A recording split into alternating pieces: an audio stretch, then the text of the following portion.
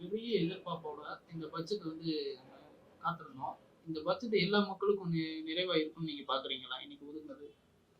எல்லா மக்களுக்கும் நிறைவா இருக்கோ இல்லையோ, திமுகவுக்கே அது ஒரு நிறைவான பட்ஜெட் கிடையாது.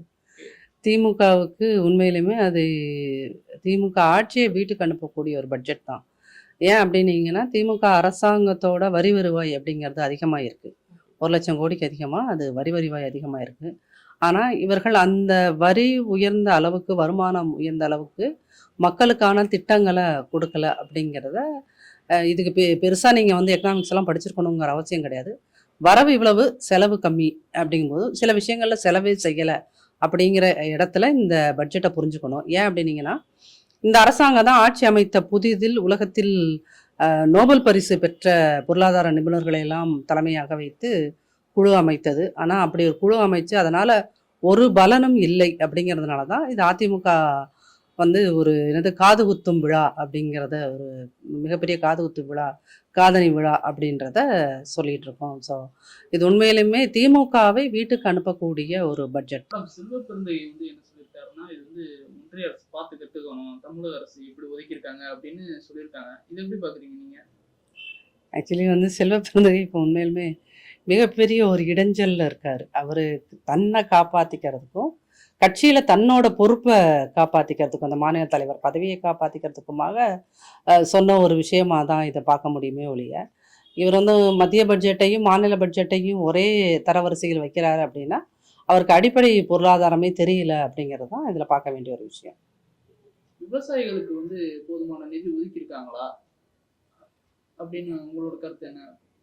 நான் ஒரு விவசாயம் படித்த மாணவி அப்படிங்கிற வகையில் 5 ஆண்டு கால இந்த ஸ்டாலினோட வேளாண் பட்ஜெட்டை வந்து மற்ற பட்ஜெட்டை விட இது ரொம்ப உன்னிப்பாக பார்த்த வகையில், முதல் பட்ஜெட்டில் என்ன கொடுத்தாங்களோ அந்த பட்ஜெட்டில் இருக்கிற விஷயங்களை அப்படியே ஒரு சின்ன விஷயம் கூட மாற்றாமல் அதை அப்படியே காப்பி பண்ணி அடுத்த பட்ஜெட்டில் ஓட்டுவாங்க.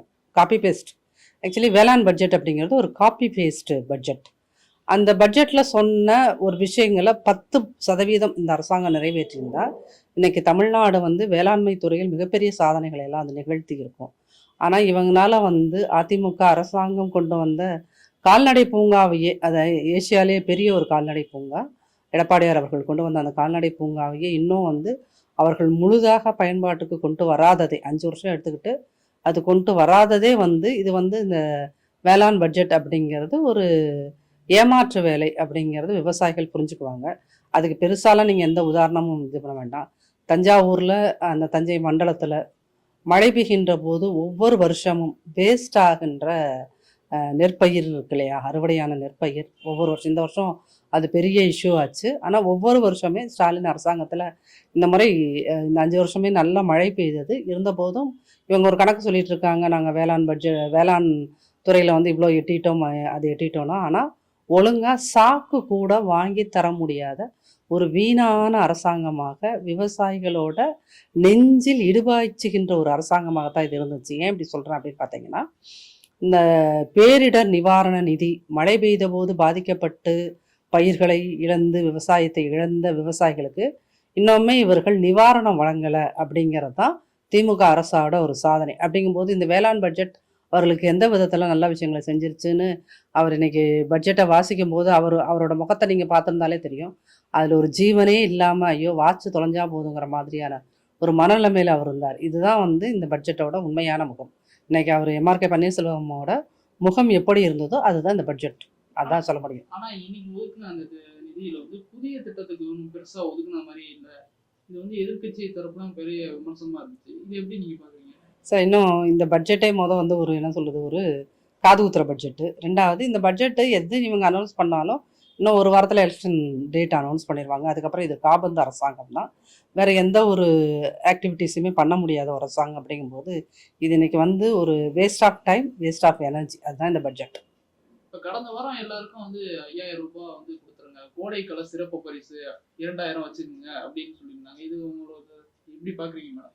சார், அது துர்காமாவோட ஜோசியர் சொன்னதுனால பெண்களுக்கு கொடுக்கப்பட்ட ஒரு தொகை. அந்த 5ங்கிறது இவரை ஆட்சியில் உட்கார வைக்கக்கூடிய ராசியான நம்பர்னு ஜோசியர் சொன்னதுனால இந்த 5000 ரூபாய். அதுக்கு வந்து கோடை காலம், அந்த காலம், இந்த காலம்னு கம்பி கட்டும் கதைகள் சொல்லியிருக்காங்க. அவ்வளோதான். இந்த 5000 ரூபாய் அப்படிங்கிறது ஒரு கம்பி கட்டும் கதை, ஜோசியரோட பரிகார பலன் அவ்வளோதான்.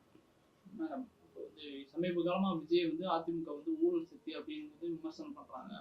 இது வந்து மக்கள் மத்தியில வந்து பெரிய விமர்சனத்தை உண்டாக்குது. எப்படி நீங்க பாத்துக்கிறீங்க? சார் விஜய் வந்து வரி கட்டுறதுக்கே ஒரு என்னது 1,50,00,000 ரூபாய் வரி கட்ட முடியாமல் கோர்ட் வரைக்கும் போய் ஃபைன் போட்ட இந்த ஒரு ப்ரொஃபைலை வச்சுக்கிட்டு அவர் சுற்றிட்டு இருக்கும்போது அவருக்கு ஊழல் என்கின்ற வார்த்தையை உச்சரிக்க கூட விஜய் எந்த விதத்திலுமே தகுதி இல்லாத நபர். அதனால் அவருக்கு பதில் சொல்கிறது அப்படிங்கிறது அது அதிமுகவுக்கான ஒரு இழுக்கு அப்படின்னு நான் நினைக்கிறேன். ஏன்னா அவர் அந்தளவுக்கு அதிமுக இவரையெல்லாம் மதித்து பதில் சொல்கிற அளவுக்கு அவர் ஒரு மாபெரும் தலைவரும் கிடையாது. தாவேகாங்கிறது இன்னைய தேதிக்கு அது ஒரு மாபெரும் கட்சியும் கிடையாது. எலெக்ஷன் நேரம் வந்து எந்தெந்த கட்சிகள்லாம் கூட்டணி வர இருக்கு அந்த மாதிரி எதுவும் தகவல் இருக்கா?